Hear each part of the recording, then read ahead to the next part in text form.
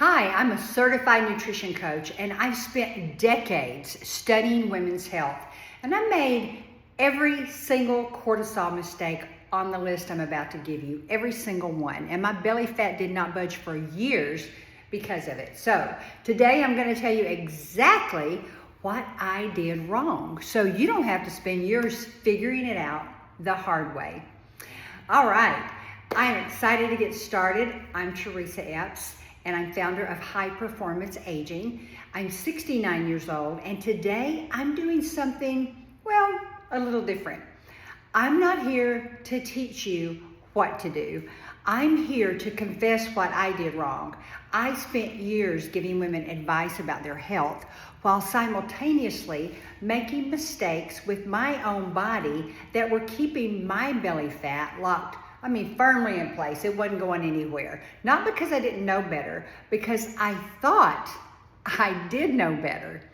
And that, as it turns out, was the most expensive mistake of all. So today, I'm walking you through the 5 cortisol mistakes I personally made in order, exactly what happened in my body as a result and what I finally changed that made the belly fat disappear. So if you are new here, please hit the subscribe button right now. I drop real answers for women over 40 every single week, and you don't want to miss what's coming next week. Okay, let's get into the confessional.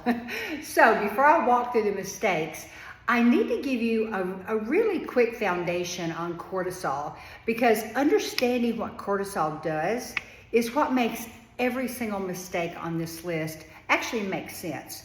Cortisol is your primary stress hormone. It's produced by your adrenal glands, and its job is to help your body respond to stress. Now, cortisol in small doses is completely normal. It wakes you up in the morning, gives you energy when you need it. It actually helps you respond to life's challenges. But here is where it becomes a problem. After 40, your cortisol sensitivity triples.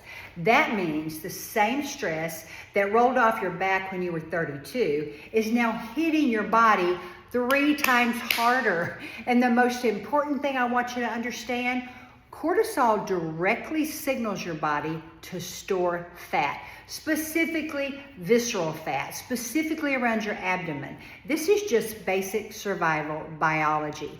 So when your body perceives chronic stress, it stores energy reserves in the most accessible location. Yep, right there in your belly. So it can access it quickly in a perceived emergency. The problem is your body can't tell the difference between genuine danger and the chronic low-grade stress of modern life after 40.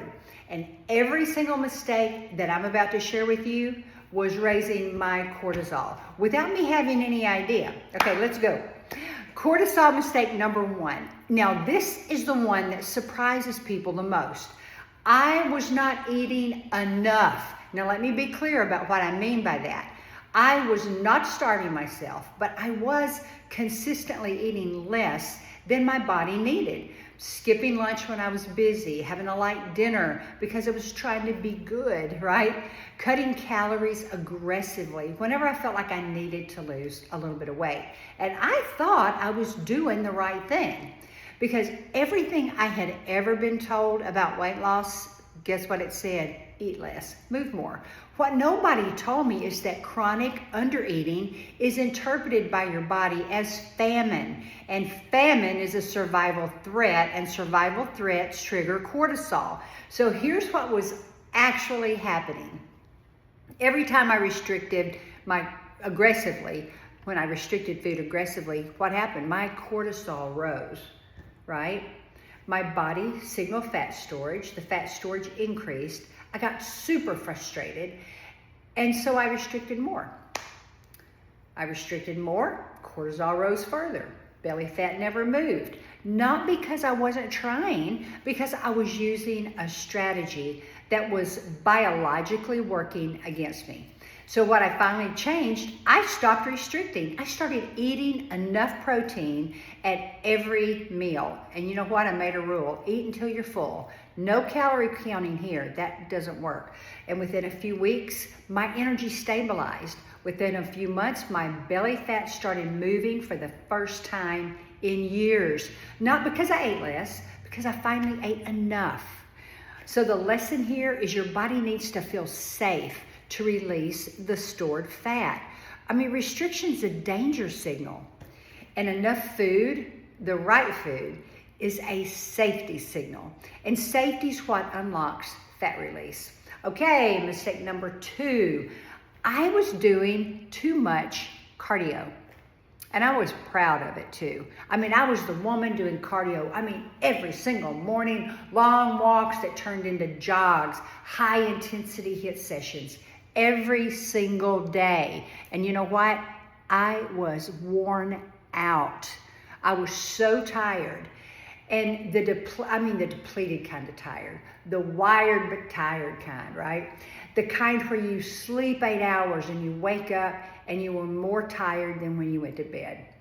And I just kept pushing through because I thought that's what you do, because that's what I had been taught. No pain, no gain. Push harder, do more. What I did not understand is that intense exercise is a physical stressor. Physical stress raises that cortisol. My adrenal system was chronically overloaded. Cortisol was just chronically elevated, and a chronically elevated cortisol was chronically signaling fat storage around the belly. The same belly I was killing myself on the treadmill trying to get rid of. I was literally, with tremendous effort, mind you, and discipline, I was making it worse. And what I finally changed, I stopped doing the intense daily cardio and I replaced it with 3 strength training sessions per week. I just added a daily walk, not a run, a walk, 20 to 30 minutes outside deliberately. And I got to admit, the shift was kind of humbling because it was less effort, but I got more results because the right kind of movement will lower cholesterol, cortisol. And too much, no matter how hard you work, will raise it. Cortisol mistake number 3. I was skipping breakfast, or more or less, I was really delaying it for a few hours. I'd wake up, have a coffee, sometimes 2. I'd get busy. And suddenly, it's noon and I hadn't eaten yet. And I thought I was fine, thought my body was fine. And here's what was actually happening. Are you ready for this? When you wake up, your blood sugar is naturally low from overnight fasting.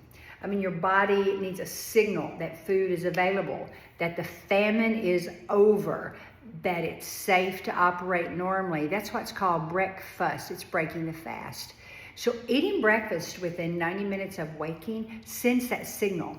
Now, when I skipped breakfast, my blood sugar stayed super low. Low blood sugar triggered the cortisol to bring it back up. Cortisol rose. Fat storage signal activated before I had even done a single stressful thing. Before I had even left the house. I was starting every single day in a cortisol stress state. So what I finally changed, I started eating breakfast within 90 minutes of waking.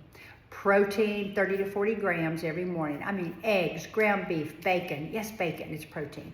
And my morning cortisol curve, which I could literally feel the difference in within just a few days. It normalized. Cortisol mistake number 4. I was not protecting my sleep. Now, I thought I was sleeping. I was in bed for 8 hours, but I was not sleeping well. I was watching TV until late, falling asleep, scrolling my phone in bed, waking up at 2 or 3 o'clock, lying there for an hour, getting up, groggy, and then calling it rested. I had no idea that one night of poor sleep raises your cortisol by up to 37%. One night. And I was doing it consistently, night after night after night. And when I finally changed there, I made sleep non-negotiable. A consistent bedtime, a consistent wake time, no screens an hour before bed. I put my bedroom temperature on 69 or below, took my magnesium glycinate before bed because that supports a deeper sleep, and 7 to 9 hours every single night, including weekends. Because sleep is not where you rest from your health habits. Sleep is a health habit and one of the most important ones. Okay, last one, cortisol mistake number 5. And honestly, this is the most honest confession on this list. I was chronically stressed, and you know what? I normalized it. I wore my busyness like a badge. I said yes to everything. I put everybody else first. I ran on empty, and you know what? I called it strength. I had no boundaries, and I called it, generosity. And my cortisol was through the roof. Every stressor, physical, emotional, relational, financial, dietary, everything, it draws from the same cortisol budget. And when that budget is chronically overdrawn, your adrenal system becomes dysregulated. You can't switch off at night. You wake up already tired, and your belly fat, it's not going anywhere, because cortisol is the hormone that says, hold on to everything. And when cortisol is chronically elevated, your body holds on to everything. The weight, the inflammation, the exhaustion, all of it. What I finally changed is I started treating my stress load like a health metric, something just kind of to actively manage. A daily walk outside, say no without a 3-paragraph explanation of why. I protected my mornings. And you know what? I asked for help, which at 69 is finally something I finally learned. It's not weakness, it's wisdom. And I added targeted support from my adrenal system, a nitro formula that's been part of my daily routine to support my energy and my stress response in a way that does not spike cortisol further. Now, the combination of lifestyle changes plus targeted support changed my cortisol picture more than anything else I had tried. And the belly fat, finally, it was gone. Oh my gosh, at 69 years old, years of stubborn belly fat finally moved. Not because I found a magic solution, because I finally stopped making the mistakes that were working against my own biology. So if this video helped you see yourself in any of these mistakes, please hit the like button right now. It helps more women find this content, and then share it with one woman in your life who's doing everything right and still not getting results. Because you know what? She needs to know it's not her fault. It's her cortisol. So subscribe for real answers every single week. And if you're new here, hit subscribe right now, because I do drop real answers for real women over 40 every single week, and you don't want to miss what's coming next week. Everything I personally use to support my cortisol and my overall health is linked below at my stand store. And this is high performance aging. You're not just getting older. You're just not optimized yet.